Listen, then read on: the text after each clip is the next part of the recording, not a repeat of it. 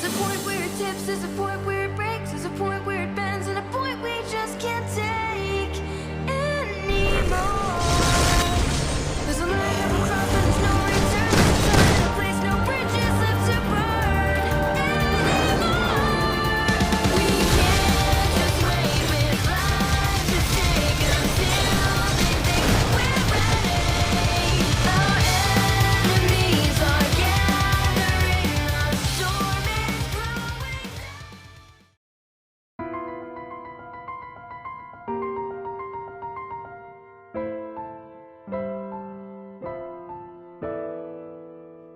Maybe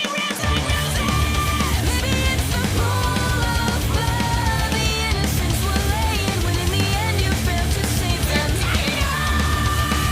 Are wide and wide like snow, and now they know the cost of trusting you's obliteration. Mirrors will shatter, crushed by the weight of the world. The pillars collapse in shame. There'll be no rest, there'll be no love, there'll be no hero in the end who will rise above. And when it ends, the sky will crawl. The shining light will sink in darkness, victory for hate, incarnate misery and pain for all. When it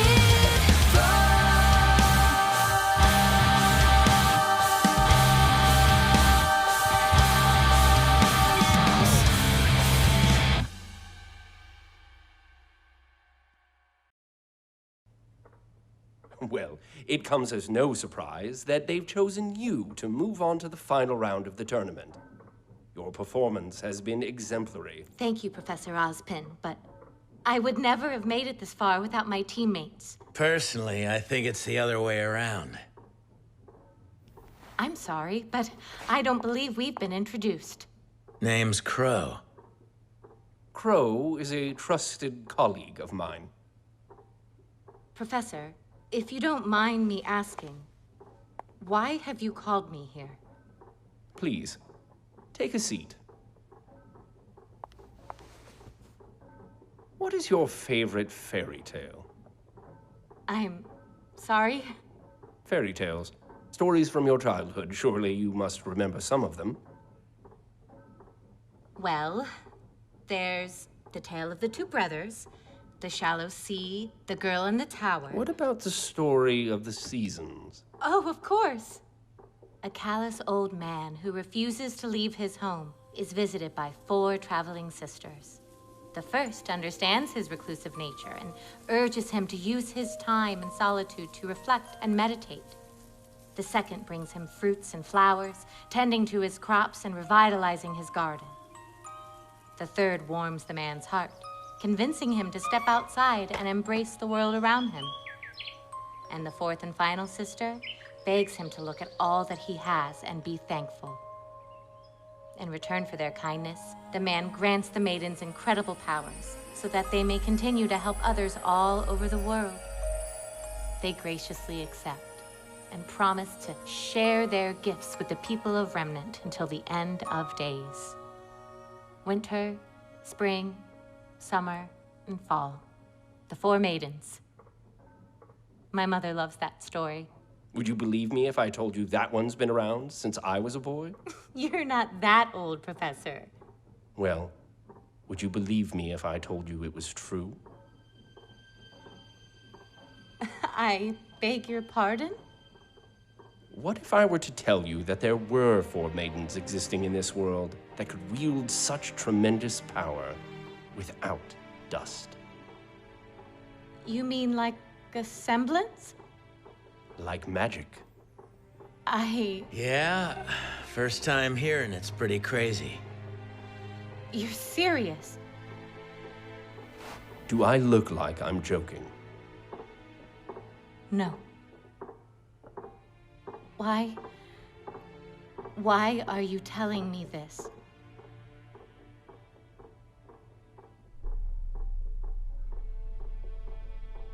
We are telling you, Pyrrha Nikos, because we believe that you are next in line to receive the Fall Maiden's powers. We? Sorry we're late. Wait. What is this? Who are you? You know who we are. We're still the same teachers and headmasters you met when you arrived at Beacon. Except we've got a little part-time job. We are the protectors of this world. And we need your help.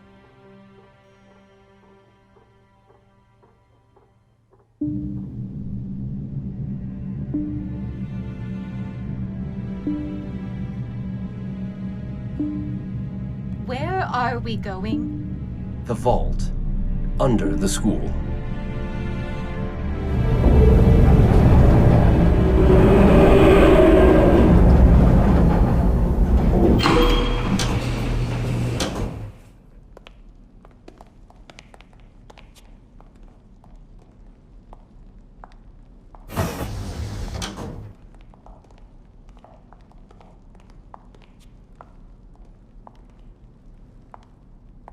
I'm sure you must have questions. Maybe one or two. I still don't understand. You said I was next in line to receive the Maiden's power. What do you mean by that? The Maidens have existed for thousands of years. But much like in nature, the seasons change. No two summers are alike.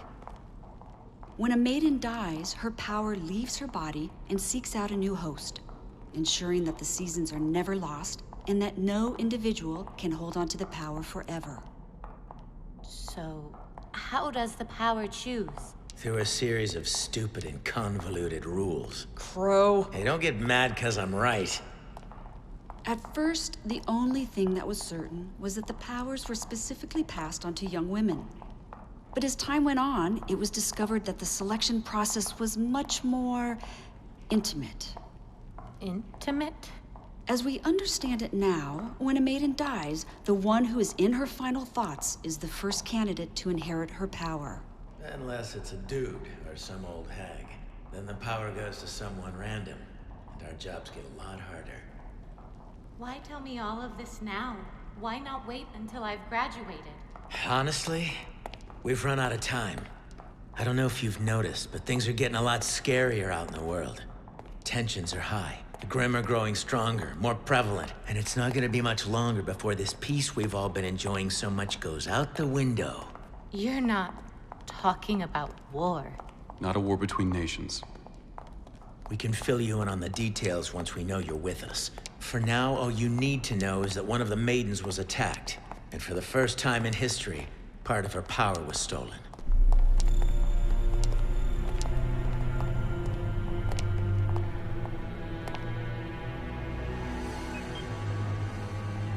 Is that...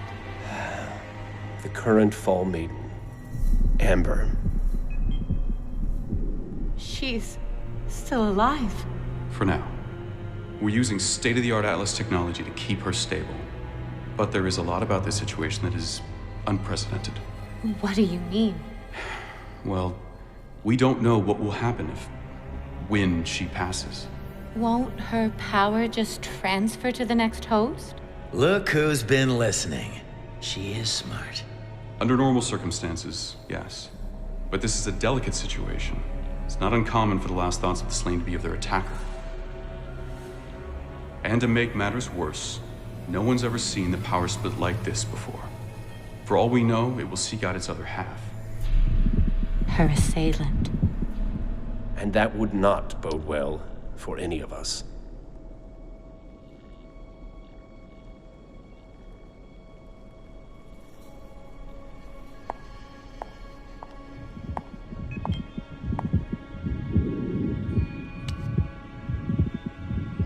If all of this is true, why keep it secret? If this girl is so important, if we're truly on the brink of war, why not tell everyone? From what we understand, it used to be common knowledge. Excuse me? How do you think legends and fairy tales get started? Even the craziest ones come from somewhere. Our group was founded in order to protect both mankind and the Maidens. Those hungry for power hunted them with the hope of inheriting their strength. And as you can imagine, the ones that succeeded weren't exactly the kind of people you'd want to have unimaginable power. And so this Brotherhood chose to remove the Maidens from the public eye, allowing their existence to fade away into legend.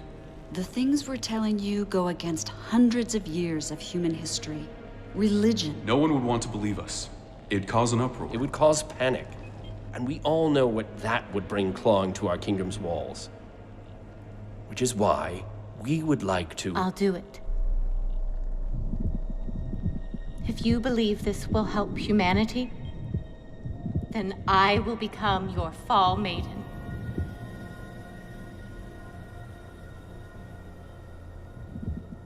That's what you wanted, isn't it? It is. But I'm afraid it's not that simple. Given Amber's condition, you won't be able to inherit her power naturally. However, General Ironwood believes he has a solution. For the past few years, Atlas has been studying Aura from a more scientific standpoint. How it works, what it's made of, how it can be used. We've made significant strides, and we believe we found a way to capture it. Capture it and cram it into something else. Or in your case... That's Classified. wrong. The feeling is mutual. But desperate times call for desperate measures. And these are indeed desperate times. We can't transfer Amber's power to you, but we can give you what those powers are bound to. Her aura. Her life would become intertwined with yours. The question is... What's that gonna do to you?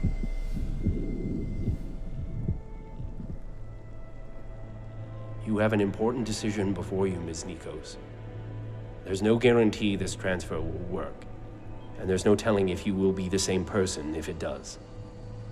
I advise you to take time to think on this matter, but understand that before the Vital Festival is over, we will need your answer.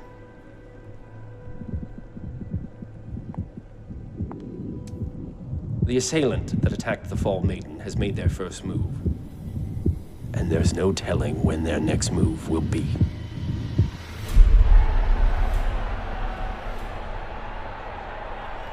Now for the moment you've all been waiting for, the one-on-one finals!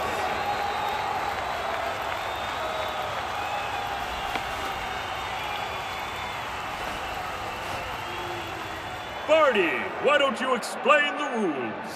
It's quite simple, Peter. Instead of a bracket system, each round of the finals will be randomly determined immediately before the match takes place. Much like any good hunt, there will be 0 time to prepare.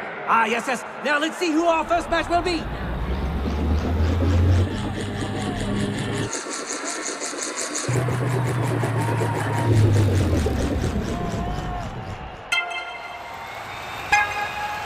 Yang Xiaolong and Mercury Black. Make a leg, sis!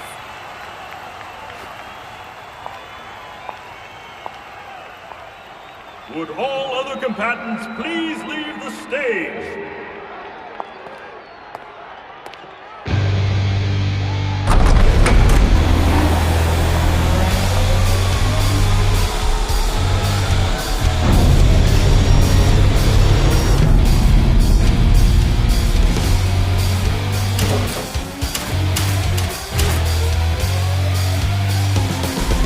You better not go easy on me. You wish.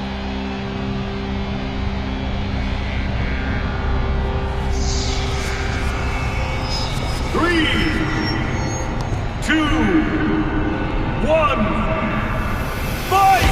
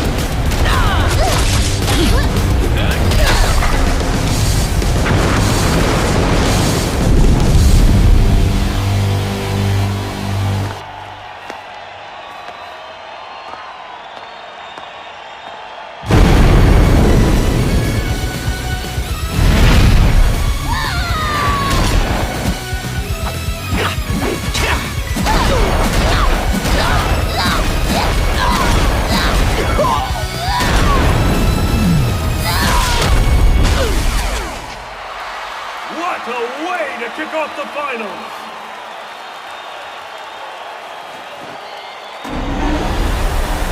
Yang Xiaolong wins! Way to go, Yang!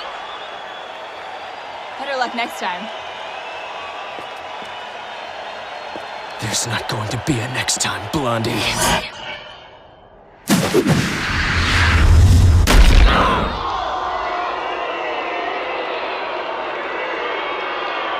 My word! Cut the cameras!